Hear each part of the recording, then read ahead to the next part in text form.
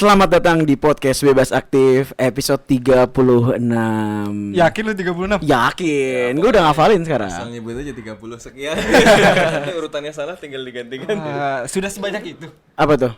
Episode kita sudah sebanyak itu. Sudah sebanyak itu ya. Kalau misalnya 52 berarti udah setahun ya, at least. Hampir setahun ya. Hampir setahun. Enggak, kalau 35 hampir setahun. Kalau nanti udah 50 mungkin setahun. Berarti sudah pantas di videoin. Oh, oke. Nah, kita langsung masuk aja nih. Hari ini kita mau ngomongin apa, Benedictus? Kita hari ini mau ngomongin love and hate relationship. Love and hate relationship. Akunya love, dianya hate. Iya. Tapi memang love hate relationship ini benar-benar terjadi ya, realitanya baik di tingkat manusia, antar manusia. Betul. Maupun di tingkat internasional. Tapi gue jadi curiga kenapa topik ini diangkat. Bukan love hate relationship doang kan? Maksudnya kita akan membahas yang lebih dalam, Man. Iya. Cowok-cowok Siap. ngebahas yang kayak Iya. romantik ini agak serem sebenarnya. Berangkatnya dari love hate relationship, tapi banyak banget yang bisa kita gali dari love hate relationshipnya antara Indonesia siapa? sama Malaysia. Nah, Ya kemarin itu contoh love dan hate ya. Iya yang main bola kemarin kan. Main bola Iya. kemarin ya. memang Malaysia dan Indonesia ini anggaplah dari Indonesia merdeka ya, itu udah naik turun banget. Maksudnya naik turunnya benar-benar segitunya dari yang turunnya itu maksudnya tensinya di antara keduanya. Dalam konteks identitas, maksudnya dalam konteks identitas ya, bukan dalam konteks yang lain. Maksudnya dalam konteks spesifik identitas tuh kadang kita pengen Malaysia jadi musuh kita, tapi di suatu waktu Malaysia adalah sahabat kita gitu kan. Ya, kalau banyak yang bilang tuh ya kayak kakak adik kan. Konsepnya abang adik gitu ya. Gitu ya, kalau abang adik Ribut terus. oh iya juga sih, Ribut memang tapi sayang. benar. Katanya gitu. Sebenarnya lebih ke emang gak bisa kemana-mana aja gitu kan. Iya sih. Kakak adik zone ya. Nah, Iya. yuk. Gimana, Be? Enggak apa-apa. Enggak apa-apa. Ya udah. hati ya, Be? Tatapan Gua juga. matanya. Ini kemajuannya karena ada videonya kita tahu tatapan matanya. Nah, kelihatan bego-begonya. Oke, ya udah. Kamu kayak gini kan. Kita langsung masuk aja ke pembahasan segmen 1, tetap di podcast Bebas Aktif. Mr. Gorbachev, open this gate. Together, we will make America great again. Oke, kita masuk ke segmen 1 podcast Bebas Aktif sekarang. Sebelum kita masuk ke pembahasan, tidak lupa kita selalu mengingatkan kepada para pendengar dan penonton kontekstual. Udah ada penonton sekarang ya. penonton, karena ini juga akan live di YouTube, akan ditayangkan di YouTube juga. Jangan lupa untuk subscribe, like, and comments YouTube kita, YouTube Kontekstual di Kontekstual Media. Follow media sosial kita, Instagram dan Twitter @kontekstualcom, kontekstualcom, dan juga jangan lupa follow di Spotify dan baca artikel di kontekstual.com. Oh, sudah mulai banyak ya. Sudah mulai artikelnya banyak ya. kanalnya kita ya. Walaupun itu memunculkan love hate juga tulisannya. Tapi justru memang kita tidak mengajak kita semua berpikir sama. Justru Benar. dengan baca tulisannya macam-macam kita mengajak berpikir sama-sama. Menciptakan tesis dan antitesis dalam diskursus. Gila. Justru bagus kalau ada yang berdebat. Saya suka perdebatan. Saya suka baku hantam. Pertanyaan pertama, Benedictus, biasanya yang langsung nih. Kenapa nih? Tentang Indonesia. Tentang dan Indonesia dan Malaysia, pertanyaan pertama. Kan biasanya kita ngomongin ini ya langsung ke negaranya ya. Iya. Mungkin kita ngomong-ngomong dulu tentang love and hate relationship. Oke. Biasanya kalau hate-nya tuh dalam hubungan itu hate-nya apa sih biasanya? Hafiz Mulia? Hate-nya. Iya. Waduh. Kenapa ke gue dulu, Be? Gak apa-apa. Oke. Hate dalam sebuah hubungan menurut gue akarnya bisa jadi ada dua ya. Hate-nya karena kecemburuan, karena perasaan cinta yang membuat kita menggelora kayak aduh kok dia sama orang itu kayak gitu sih. Oh, kok dia jalan sama cowok itu sih sebenarnya cuma sahabat mungkin, atau bahkan cuma teman. Iya, awalnya jealousy, awalnya cemburu karena kita perasaan sayang dari diri kita. Atau hate-nya yang satu lagi karena dia melakukan tindakan bodoh, misalnya selingkuh. Yang benar-benar memang kita jadi hate sama dia. Selingkuh atau misalnya meninggalkan kita padahal lagi sayang-sayangnya, itu hate relationship. Tapi balikan lagi misalnya, kan kita sempat hate kan, terus jadi love lagi. Jadi ada yang hate-nya beneran, ada yang hate-nya mungkin masih dipikir-pikir lagi itu cemburu atau bukan. Nah kalau dalam konteks hubungan internasional nih, Iya. Indonesia sama Malaysia nih ternyata ya agak mirip-mirip lah menurut gua gitu. Kayak Oke. banyak hal yang ternyata kita tuh sebenarnya narasinya tuh kayak hate gitu, tapi sebenarnya berbagai hal kita juga apa ya kita juga kerjasama sama Malaysia love gitu. Dalam konteks yang tadi Mas Sofan bilang kakak adik gitu. kalau misalnya kita ingat-ingat lagi kan tensi antara Indonesia sama Malaysia tuh macam-macam gitu. Mulai dari yang sifatnya teritorial, sengketa teritori, terus yang paling mudah kita ingat mungkin masalah ini ya, produk budaya gitu, batik dan sebagainya macamnya gitu. Iya, kayak kakak adik itu takdir ya. Kalau secara geopolitik Indonesia dan Malaysia itu kan ya memang sudah ditakdirkan untuk berada di tempat yang berdekatan ya, dan dua negara yang berdekatan itu pasti banyak saling butuhnya. Jadi ada kebutuhan untuk saling mencintai. Tapi pada saat yang bersamaan juga pasti banyak konfliknya ya, pasti banyak urusannya, karena kalau mereka berbatasan ada banyak sumber daya yang akan bersentuhan, siapa yang mengelola, siapa yang menguasai dan seterusnya gitu ya. Makanya nggak heran bahkan ketika kedua negara ini masih awal-awal banget muncul, ya sudah mulai ya muncul suasana begitu ya. Di situ sisi ketika Indonesia mau didirikan misalnya ya, banyak yang mengusulkan salah satu wilayah kita adalah Semenanjung Malaya, kayak Bung Hatta itu misalnya. Beliau tidak menyepakati Papua gabung, tapi malah merekomendasikan Semenanjung Malaya gitu, karena secara kultural sebenarnya lebih dekat. Dan gagasan soal kesamaan kultur ini kan sebenarnya juga masih bertahan dengan ide serumpun itu kan, serumpunisme dalam hubungan antara Indonesia dengan Malaysia kan. Dulu sempat di ASEAN salah satu yang dibangun adalah identitas serumpun ini kan di beberapa negara. Sekarang juga masih bertahan, kayak ada dangdut dan macam-macam itu kan karena kesamaan kultural itu. Tapi di satu sisi ya kedekatan juga memunculkan masalah, kayak ketika dia pertama kali muncul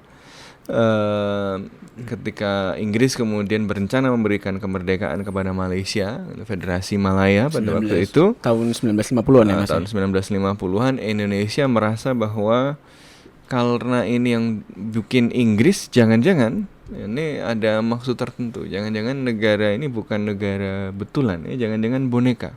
Jadi dari dulu orang Indonesia memang sudah suka ngomong boneka-boneka. Sejarah Indonesia sama Malaysia tadi terbentuk bahkan sejak kemerdekaan Indonesia masih dirumuskan gitu ya. Iya. Kemerdekaan Malaysia. Indonesia kan itu juga sudah mulai bicara ya. soal Malaysia tuh, tapi kemudian muncul nanti ya pas Malaysia ikut mau merdeka, tapi Indonesia curiga bahwa ini mainannya Inggris ini, bonekanya Inggris saja. Tapi nih. aku jadi ada muncul pertanyaan gara-gara pernyataan Mas Sofwan tadi. Karena kalau misalnya dipikirin lagi, permasalahan yang saat ini ya, terutama yang saat ini yang di era kontemporer itu muncul, misalnya masalah kebudayaan, masalah teritori, itu muncul karena udah jadi negara bangsa. Betul. Karena ada batas-batas negara bangsa yang harus dipatuhi, membuat kedua masyarakat dari masing-masing negara merasa ada yang harus dipatuhi. Kalau misalnya kita dalam satu rumpun, misalnya nggak bilang masuk Malaysia atau masuk Indonesia ya, maksudnya dalam satu entitas negara yang sama, harusnya ini malah jadi sesuatu yang menyatukan, yang uniting gitu, karena betul. Di seberang Semenanjung Malaya sana dan seberang Semenanjung Malaya sini, Sumatera dan Malaysia memiliki kebudayaan yang sama. Nah ini yang menarik. Sebelum ada negara yang namanya Indonesia dan Malaysia, atau kalau dilacak lebih jauh lagi, sebelum kehadiran kolonialisme Eropa yang kemudian memperkenalkan sistem negara bangsa modern ya, sebenarnya kawasan ini adalah kawasan yang terbuka, yang budaya itu sudah saling berpindah dan tukar menukar ya. Makanya ya di Malaysia ada juga rasa sayangnya gitu ya. Tapi dulu namanya belum Malaysia. Tapi kemudian ya ketika proyek pembangunan negara modern ini dimulai di Asia Tenggara dengan dukungan atau dengan sponsor dari negara-negara Eropa, karena mereka kemudian akan lebih mudah mengatur koloni, mengatur sumber daya yang ada di dalam koloni kalau administrasinya tunggal ya dan macam-macam. Waktu itu kan masih konsolidasi sistem Westphalia. Jadi sistem Westphalia ini kan latar belakangnya karena ada otoritas yang tumpang tindih, ada otoritas pangeran, otoritas raja, otoritas bangsawan, otoritas gereja yang kemudian menghadirkan konflik di Eropa. Solusinya gimana? Nah, biar nggak ribut, tumpang tindihnya dihilangkan. Kalau begitu kita lekatkan saja otoritas atau kedaulatan itu pada teritori. Jadi di masing-masing teritori ada satu yang berdaulat. Nah inilah yang kemudian menjadi dasar bagi sistem negara modern. Ini peta yang kita kenal sekarang ini basisnya Westphalia nih. Kalau lihat peta masing-masing negara ada batasnya yang jelas, ada warna-warni yang berbeda-beda. Nah itu imajinasi Westphalia. Nah imajinasi Westphalia ini, sistem Westphalia ini kemudian mengalami universalisasi ketika bangsa Eropa keliling dunia ya, dan kemudian mereka menerapkan sistem ini di tanah-tanah jajahannya. Menjajah. Kenapa? Karena sistem negara modern ini memang efisien, ya memang lebih efisien. Dia memiliki, kalau kata para ahli seperti Andrew Linklater misalnya, dia bilang dia memiliki kemampuan untuk memonopoli kekuasaan ya di dalam dan melekatkannya kepada teritori. Ada teritorialisasi dari otoritas yang kompleks itu ya, sehingga di dalam satu teritori negara ini memonopoli segala kekuasaan di situ. Nah ini yang karakter monopolistik dari negara ini yang kemudian nanti ditopang melalui pembangunan identitas kebangsaan gitu ya. Nah ini yang kemudian nanti berpengaruh dalam hubungan kayak Indonesia dan Malaysia. Ya, Indonesia sama Malaysia itu lahir dalam konstruksi historis yang demikian. Tadinya nggak ada yang namanya Indonesia dan Malaysia ya, tapi kemudian ada state building dari kekuatan kolonial yang kemudian dibajak, dimaknai ulang oleh kekuatan-kekuatan nasionalis yang mensubversi negara yang tadinya merupakan bagian atau cara dari kekuatan kolonial untuk mengeksploitasi tanah jajahan menjadi kekuatan pembebasan. Ya, makanya kemudian mereka membebaskan diri juga dari tidak hanya dari ikatan kolonial, tapi dari ikatan-ikatan feodal sebelumnya kan. Makanya mereka nggak mau jadi kembali ke kerajaan lama, tapi mereka misalnya bikin imajinasi baru yang namanya Indonesia itu.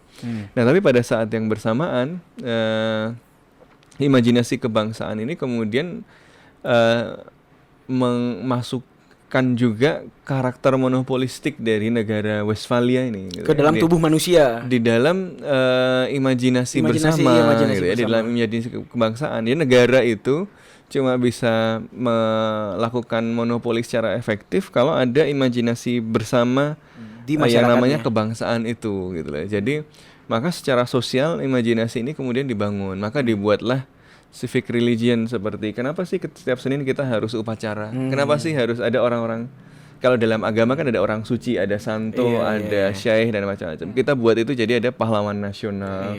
Nah ini kita menciptakan mistifikasi sejarah nasional gitu ya, supaya kita punya perasaan terikat perasaan bersama tadi, yang itu krusial untuk memberikan pembenaran bagi monopoli negara atas kedaulatan tadi. Nah harganya adalah ketika kemudian kita membangun identitas bersama dengan membedakan, karena basisnya adalah monopoli negara atas satu teritori tertentu, maka kita harus membedakan siapa kita dan siapa mereka. Nah ini yang kemudian jadi problem, karena Indonesia kemudian didefinisikan batas-batasnya di sini, maka di luar itu adalah bukan orang Indonesia. Nah sementara aliran budaya itu sebenarnya dulu sudah lintas batas. Dulu belum ada batasnya, bahkan batasnya belakangan gitu. Ini yang kemudian membuat jadi masalah gitu ya. Batas muncul belakangan, orang sudah ada interaksi, orang sudah jalan lewat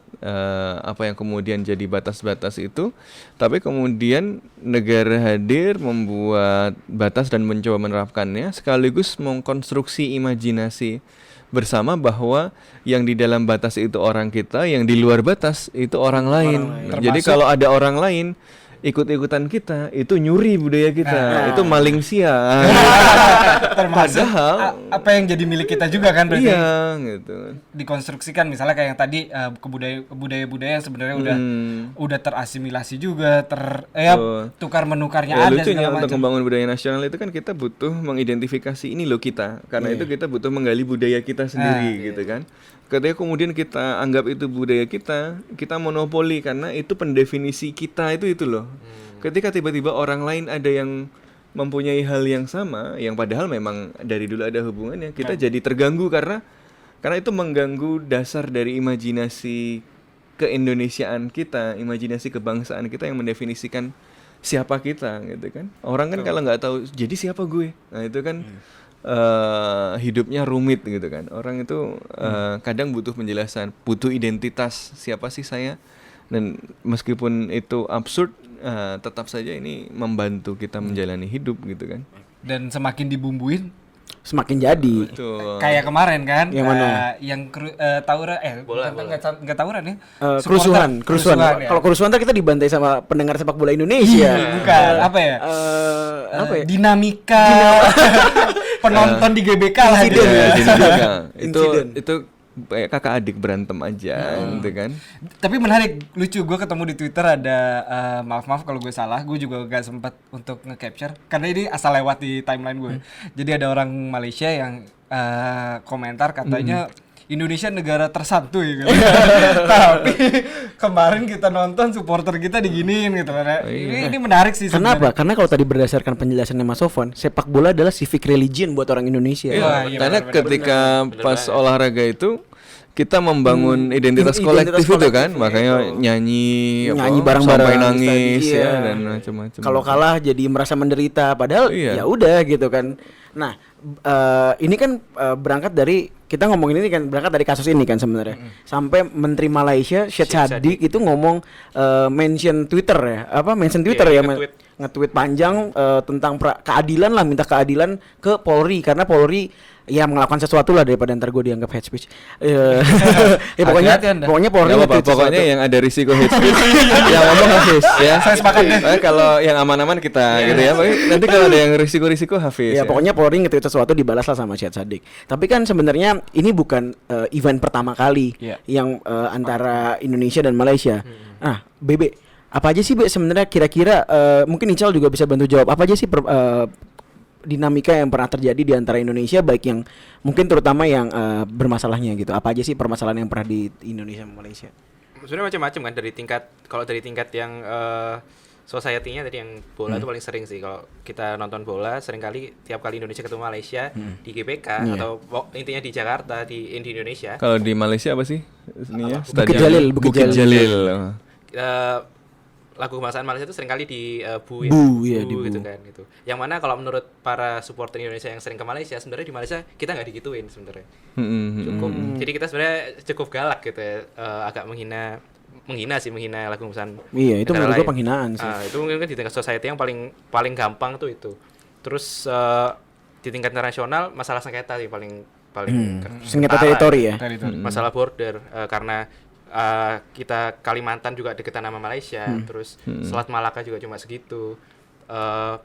Yang ini sih yang paling panas sih paling mungkin Ambalat sih, sama Sipa dan Likitan yang udah jadi punya Malaysia sekarang. Iya. Itu panas banget sih waktu itu. Iya, tapi kalau kita lihat dari situ kan sebenarnya akarnya sama ya, apa yang terjadi di level individu, di level Nasional. sosial masyarakat, antar manusianya, antar orang dengan antar negara. Ini kan akarnya karena kehendak monopolistik dari negara gitu kan, karakter monopolistik dari ya sistem negara bangsa tadi yang mendefinisikan dengan rigid siapa kami dan siapa mereka, ya, siapa yang ada di dalam dan siapa yang di luar. Bla, Ya, itu bla, bla, muncul bla. dalam bentuk batas-batas, makanya kemudian ada konflik Sipa dan Likitan karena Sipa dan Likitan butuh didefinisikan ini punya saya atau punya Malaysia. Ya. Kemudian ribut ya karena ada identifikasi Malaysia dan Indonesia tadi ya budaya dan Yang pokoknya yang nadanya bla bla bla bla harga mati. Ya, kayak gitu kan. Jadi kan itu monopolistik.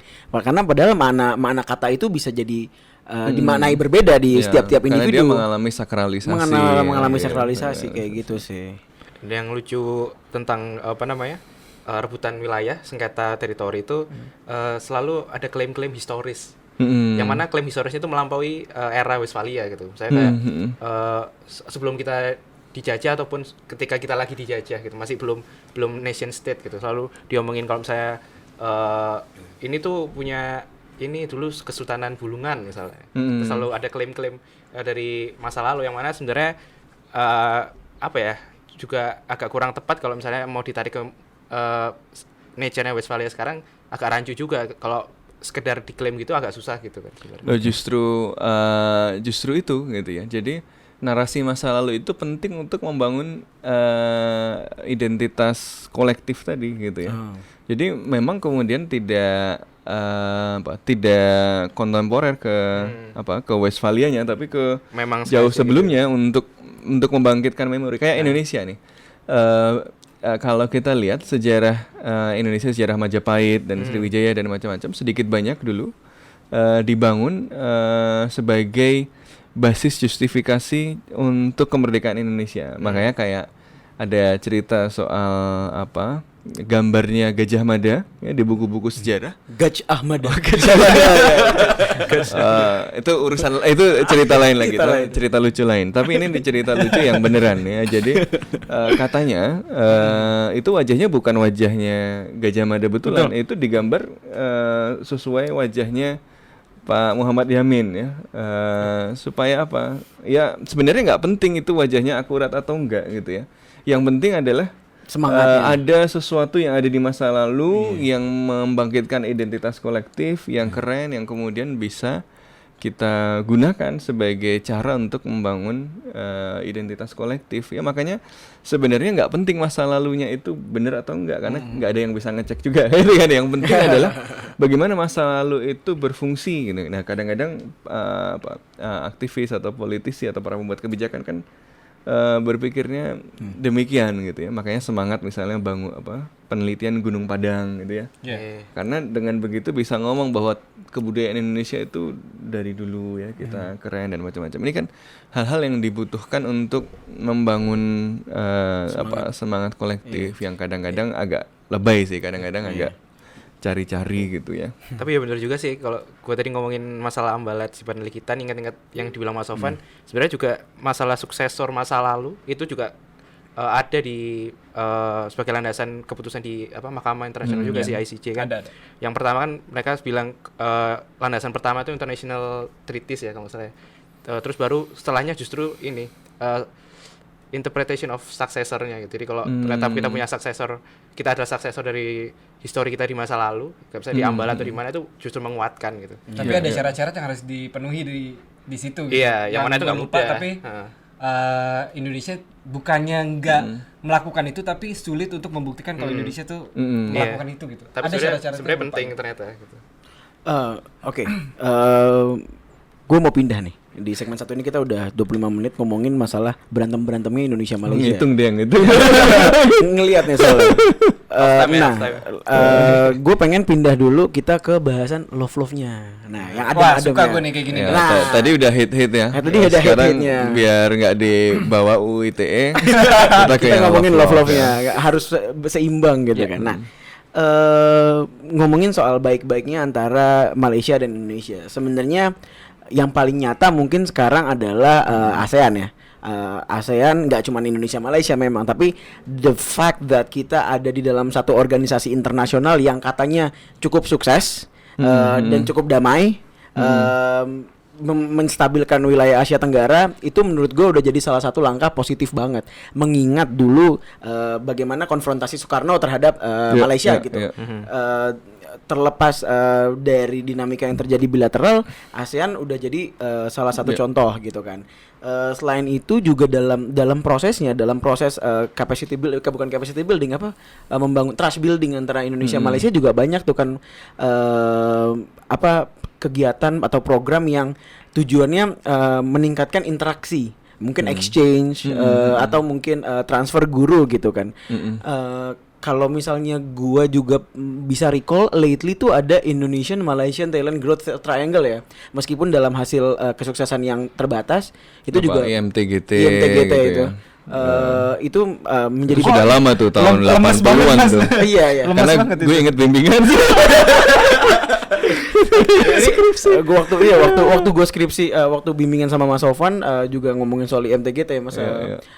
Tapi poinnya ada ya, itu cukup baru lah Mas untuk Indonesia Malaysia tahun 80-an sampai sekarang, walaupun dengan khusus. Lu kelahiran tahun berapa? 80-an baru.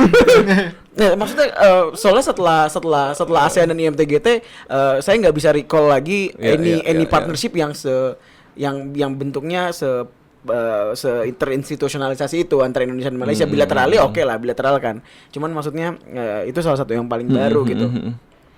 Ada lagi nggak sih mungkin kisah-kisah manis antara Indonesia dan Malaysia? Nah, sebelum masuk ke contoh kisah manis yang nanti mungkin diceritakan sama Bebe sama Ical yang memang suka cerita yang manis-manis, suka yang manis-manis, tapi harus dicurigai kalau ceritanya terlalu banyak manis. Perlu diingat bahwa meskipun kita bahas hate tadi, sebenarnya justru menunjukkan bahwa kalau ada insiden kemudian muncul kekhawatiran, muncul letupan-letupan, itu artinya dalam kondisi normal sebenarnya kita itu lebih banyak love-nya gitu. Betul. Ya. Jadi ketika ada disrupsi terhadap kondisi normal itu kemudian ya meletup lah gitu ya masalah-masalah itu. Tapi artinya sebenarnya dalam kondisi normal itu hubungan kita baik-baik ya saja, oke aja gitu ya. Jadi sebenarnya kalau ditanya cerita love-nya apa sebenarnya ya pasti banyak sekali karena that's the normal situation between gitu Indonesia kan. dan Malaysia. Ya, setuju sih Mas. Tapi butuh cerita ya. Inspiratif. Yang inspiratif dan spesifik. Ada. Kalau gue dulu. Baru-baru ini loh. Apa? Ini Jokowi disetirin sama Tun Mahathir lagi mau sholat. Iya, benar. Yang ini tadi sudah mau dimasukin laporan terus ada akrab ini Jokowi dengan Mahathir. Nggak jadi. Jadi diciduk. Aduh. Lagi. Banyak. Kalau gue bisa recall ya. Bagus-bagus di lagi. tingkat regional, misalnya di tingkat subregional, misalnya Bandung itu memilih Kuala Lumpur sebagai salah satu sister city sekaligus menciptakan Little Bandung di sana. Bukan Little Bandung yang kayak Little India di luar negeri atau Chinatown, tapi Little Bandung pusat kebudayaan. Ngomong soal Bandung, di Malaysia itu ada yang namanya es Bandung. Di Bandung ada es Malaysia. Iya. Namanya es Bandung, tapi gue nggak tahu Bandungnya di mana, nggak ada Bandung-Bandungnya gitu. Jadi mungkin yang jual gelis. Betul, kayak kita di sini jualan martabak Mesir gitu. Iya. Itu orang Mesir aja nggak tahu ada martabak Mesir. Nah itu ya orang sana juga gitu kan. Es Bandung gitu. Bandungnya dari mana gitu pokoknya. Ada satu lagi. Kelihatan dari jauh. Ayam goreng Sabana. Apa? Oh iya. Orang yang tinggal di savana juga nggak tahu tuh ada ayam goreng. Sabana Afrika kan maksudnya. Enggak, udah. Lanjut. Tapi gue pengen recall juga, kita pernah punya acara yang gue lupa namanya. Tolong kalau ada yang inget, kita punya acara musik yang bareng-bareng tuh. Oh, gue tahu tuh Asia yang Bagus. kayak Indonesian Idol. Asia Bagus. Asia Bagus. Najib. Yang Asia Bagus. Iya, Asia Bagus. yang Malaysia, Indonesia sama Singapura. Brunei yang macam-macam tuh. ASEAN sih, ada Filipina segala. Iya itu deh. Dangdut Academy juga kayak gitu. Asia Bagus. Enggak, tapi ini musiknya didominasi sama pop. Iya, Asia Iya kan? Bagus. Iya benar ya. Dan itu dulu ada AB3. iya. Asia Bagus 3 ya. Lu enggak tahu kan? Tahu saya Mas. Gue enggak tahu, gue taunya dari orang tua gue. Karena kebetulan orang tua juga suka musik zaman dulu tuh kayak gitu, jadi memang diperkenalkan sama acara-acara kayak gitu suka kan, jadi kita diperkenalkan orang tua kita kan ya. Nggak tahu sih kalau Mas Open banget, tapi itu salah satu penggambaran bahwa kita bisa punya selera yang sama Malaysia gitu loh. Kita punya lagu pop nih yang gak jadi rebutan gitu kan. Kita bisa nikmatin bareng-bareng, lu enjoy gue enjoy gitu ya, bahasa sederhananya. Dan ini jadi salah satu seharusnya bisa jadi jembatan yang lebih luas lagi untuk kebudayaan yang lebih luas lagi sebenarnya. Iya, harusnya kan? Iya benar-benar. Tapi acara ini berhenti tahun kapan? Tahun berapa ya? Gue mulai mengingat itu gue sudah nggak ada kayak. Belum ada gitu ya. Bukannya Mas Sofwan kuliah cuma 5 tahun dari reformasi Mas. Dari reformasi. Pas reformasi Mas SMP kan? Oke, lanjut. Iya, perlu ditulis CV sekalian ya lahir tahun berapa. Menurut gue itu salah satu manis-manisnya kita sama Malaysia sih yang harusnya bisa dikembangkan ke Iya, sampai dulu waktu bahkan pas rame-rame sama Malaysia pun Ganyang Malaysia selamatkan Siti Nurhaliza. Gitu kan. Oh iya. Iya. Ini juga love-nya Indonesia loh. Love-nya Indonesia dan Malaysia, pertukaran artis Indonesia yang suka tampil di Malaysia kayak Afgan, Dewa gitu-gitu. 19 dulu Dewa juga. 19 sampai sekarang Iya, bahkan. sampai sekarang ya. Sampai Ya, sekarang. Sheila, Kemarin reuni aja di situ. Sheila on Sheila Seven on itu Seven, populer iya. sekali di Malaysia. Ini Peter beda ya. Pan. Iya. Ya memang sampai sekarang juga musik Indonesia masih diperdengarkan. Sebenci-bencinya Malaysia sama Indonesia, Iya. pas mereka muter lagunya Indonesia gitu karena memang mereka Ada merasa juga artis-artis Malaysia yang populer di Indonesia. Iya, Siti Nurhaliza salah tahun satunya. 90-an, terus kayak apa Slam. Nah, ini kita nggak tahu. Nggak relate kita. Belum lahir. Gue juga nggak tahu, gue cuma denger aja kayak. Kelihatan generation gap-nya ya. Mas Sofwan risetnya bagus ya. Apa yang- Sumber daya primer. Sumber Yang primer. itu apa? Gerimis mengundang gitu ya apa? Nggak tahu, kita nggak tahu. Udah. Lucu tuh. Nah, berangkat dari dinamika love dan hate relationship ini kan terlihat bahwa sebenarnya memang benar kata Mas Sofwan, hubungan Indonesia dan Malaysia tuh secara normalnya baik-baik saja gitu, secara harusnya memang baik-baik saja. Memang ada events di mana ada naiknya, ada tensinya, tapi juga kalau kembali ke titik normalnya adalah tensi yang adem-adem aja sebenarnya, karena memang balik lagi kalau ngelihat secara historis, kalau misalnya ngelihat secara kultural, secara apapun lah dalam segi aspek sosial kecuali teritori ya memang kita sama dengan Malaysia gitu.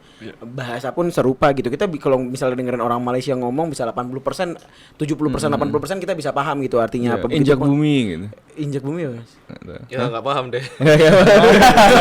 Tapi itu juga bukan bahasa Malaysia setahu saya. Iya, Maksudnya, bukan. ya udah itu Melayu. Iya, misalnya kayak Maupun mana aja. meskipun enggak, misalnya gini contohnya, misalnya kayak ngomong pusing-pusing, walaupun kita tahu pusing itu bukan muter-muter, tapi kita tahu pas orang Malaysia ngomong pusing-pusing artinya muter-muter. Soalnya ada saudara kita juga yang ngomong di daerah Sumatera yang Iya, ngomongnya kayak sama gitu-gitu juga. ngomong. Nah, itu maksud gua poinnya. Ya bahkan bahasa Melayu kan memang asalnya dari Riau ya, Riau Melayu. Johor baru di Malaysia, Johor lama di Medan. Memang ada daerah namanya Johor. Johar di Jakarta Pusat ada. Johari teman kita. Ya udah. Oke. Nah, Udah Johor. apa? Udah Johor. Salat Johor ya, salat Johor. Ya udah. Segitu dulu segmen 1. Di segmen 2 nanti kita bakal bahas soal kedepannya seperti apa dan mungkin apa yang bisa kita pelajari dari satu sama lain. Tetap di podcast Bebas Aktif. Mr. Gorbachev, open this gate. Together, we will make America great again. Oke, selamat datang di segmen kedua. Harus gini-gini juga ya, soalnya kita Ada kamera. Ada kamera. Sekarang kita di record, jadi untuk teman-teman Spotify kita juga mengunggah podcast yang kita sekarang lagi jalani. Kita lagi sedang record ini di YouTube. Oke, nah di segmen kedua ini kita bakal ngomongin soal bagaimana hubungan Indonesia dan Malaysia dalam konteks apa yang kita bisa pelajarin. Apa sih yang selama ini Malaysia sekarang udah lebih baik dari kita? Apa yang sebenarnya Indonesia juga sudah lebih baik dari Malaysia? Dalam konteks bukan lebih baik, yang berarti Malaysia jelek ya, cuman mungkin ya memang keunggulannya Indonesia gitu. Dan apakah hal-hal tersebut atau mungkin hal di luar kebaikan-kebaikan ini yang bisa bermanfaat untuk mempererat stabilitas hubungan antara Indonesia dan Malaysia? Karena jelas sebagai warga Indonesia, gue nggak pengen ada perang dong, nggak pengen, apalagi tetangga. Maksudnya gue nggak pengen ada konflik, ada tensi yang memanas dan justru malah bikin kacau satu Asia Tenggara atau mungkin satu Asia atau mungkin satu dunia gitu kan. Dari siapa dulu terserah yang mau bahas keunggulan. Mungkin dari Indonesianya dulu gitu atau Malaysianya dulu. Yang gue inget tuh dulu Malaysia pas masih awal-awal, tapi setelah konfrontasi ya, banyak mendatangkan guru dari Indonesia ya. Jadi dulu termasuk Mas Sofwan. Kok nggak setua itu? Kalau saat itu ini angkatan ini. gue udah gini, anak-anak sekalian. Jadi nah ini kita sekalian mengucapkan bela sungkawa untuk salah satu presiden, mantan presiden. Ya Indonesia yang telah banyak jasanya untuk kita semua ya. Nanti mungkin ada sesi lain kita bicarain soal Pak Habibie. Tapi anyway, dulu Malaysia belajar banyak dari Indonesia ya, mendatangkan banyak guru dan macam-macam. Tapi yang gue salut dari Malaysia adalah ya mereka kalau belajar beneran ya, belajar sebentar dari Indonesia terus tiba-tiba lebih advance. ya. Belajar dari Pertamina, tiba-tiba Petronas lebih maju. Nah itu kayaknya kita perlu tiru tuh. Kan emang iya guru kencing berdiri, murid kencing berlari gitu ya. nggak tahu yang pintar yang mana. Iya, betul. Kalau kencing kan enak nggak? Ya, lega gitu ya. Lega. Tapi lanjut Mas. Ya tapi apa ya, mereka memang kalau apa ya, dalam banyak hal ya, ketika melakukan perencanaan itu apa ya, dihitung dalam jangka panjangnya. Sampai sekarang kan masih punya rencana pembangunan yang relatif jelas ya, sehingga ya sumber daya dialokasikan. Walaupun banyak problem juga, ada masalah korupsi, ada masalah hubungan antar etnis yang tentu Malaysia bisa banyak belajar dari kita ya. Sistem politik Malaysia ini masih belajar juga. Mereka baru saja menyelesaikan pemilu yang mengejutkan gitu ya, karena tadinya nggak ada yang bisa membayangkan Barisan Nasional bisa kalah ya, ternyata bisa. Jadi mereka sedang menyesuaikan diri dengan demokrasi ya. Gimana sih mengkonsolidasikan demokrasi ya, gimana sih mengelola riuh rendahnya demokratisasi. Nah ini yang kita hari ini sudah lewati agak lama, walaupun ada gejala reversal yang mengkhawatirkan juga, tapi setidaknya ya ada hal-hal yang bisa dibagi oleh Indonesia di situ gitu ya. Jadi kalau belajarnya ya tadi, Malaysia itu kalau kayaknya ya tadi belajar Pertamina jadinya Petronas gitu ya. Belajar dari guru Indonesia, sekarang universitasnya rankingnya sudah lebih tinggi daripada universitas kita yang lahir bahkan sebelum Malaysia punya universitas bagus itu gitu. 1849 ya Mas? 1849. UI. Ical? Apa ya, paling gue ngerasanya sebenarnya tuh kita harusnya berada di poin yang sama gitu. Tapi sama maju apa sama mundur? Nah itu loh poinnya. Yang penting sama.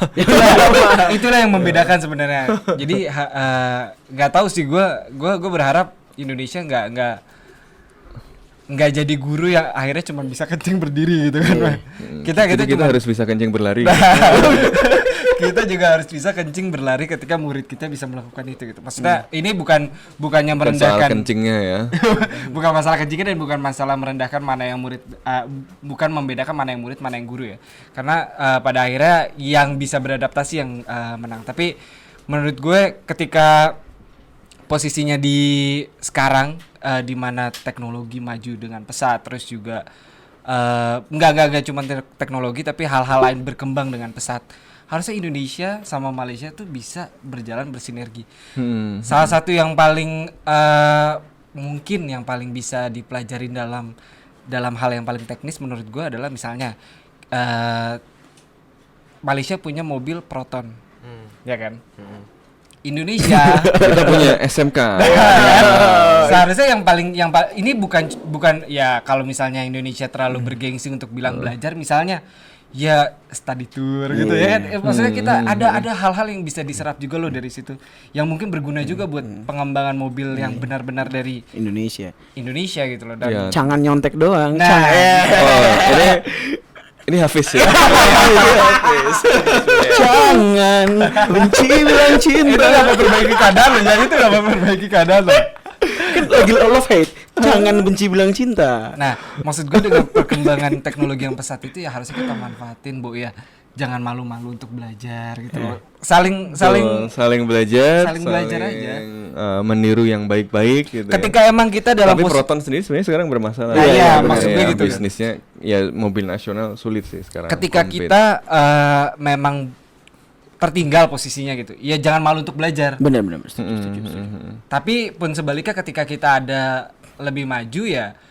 Oh kayak udah, satu hal yang gue pengen berbagi banget aja. Indonesia ngejar Malaysia itu ini animasinya itu loh. Oh iya, itu benar banget Upin sih. Ipin. Oh itu Oh, luar itu biasa. dari Indonesia Bahkan Mas, ya?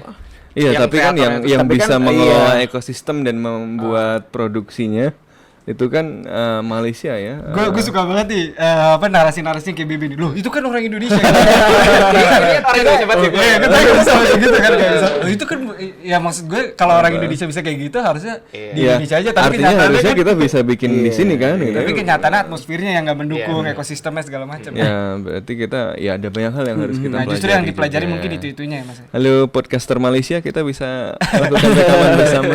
Iya, benar-benar. Iya memang, tapi ini balik lagi sih karena memang aksesnya entertainment di Malaysia dan Singapura itu jauh lebih besar daripada Jakarta. Di KL ya, terutama di KL dan Singapura. Misalnya kayak Fox Sports Asia, TV-TV internasional tuh taruh Asia Tenggaranya tuh di Malaysia dan KL, nggak di Jakarta. Meskipun sekarang mulai ya CNN Indonesia gitu ya, tapi dulu tuh dari tahun 2000-an awal Fox, Disney dan segala macam tuh basisnya KL. Jadi ya mereka punya akses animasi, akses entertainment yang jauh lebih bagus daripada Jakarta. Tapi ya kita kenapa juga mereka pick up naruh sih. di sana juga karena mereka mungkin melihat ekosistemnya. Iya, lebih ekosistemnya sudah lebih baik, benar.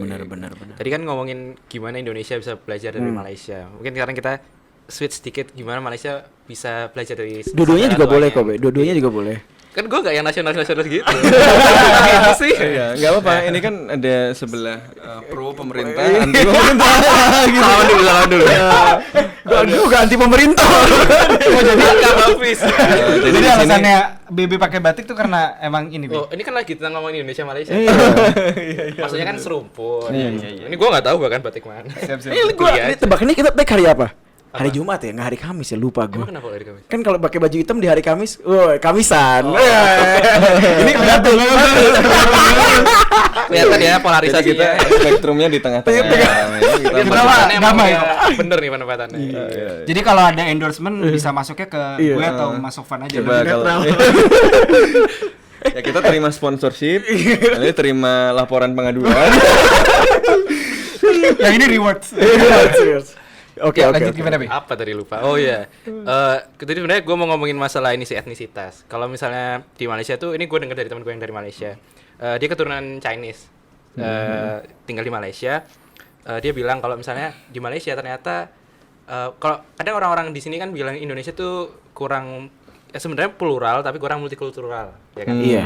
Nah, ternyata di Malaysia itu akses untuk kaum minoritas, etnis minoritas di Chinese misalnya, untuk ke sekolah itu nggak disamain, dibedain. Jadi Iya. nggak semua yang dia bilang tuh orang Chinese tuh nggak bisa masuk sekolah negeri kalau di sana. Misalnya SD, SMP tuh nggak bisa. Ntar baru kalau udah high school atau gimana itu baru bisa kayak gitu. Iya, Banyak hal-hal yang menurut dia sangat diskriminatif. Ada prinsip ketuanan Melayu. Nah, itu dia. Mungkin karena memang nature-nya Malaysia kan kalau di ini kan yang penting Melayunya dulu gitu, orang-orang Melayu dulu yang kayak gitu. Nah, itu jadi yang gue pikir adalah Malaysia bisa seenggaknya bukan nyontoh Indonesia tapi melirik Indonesia.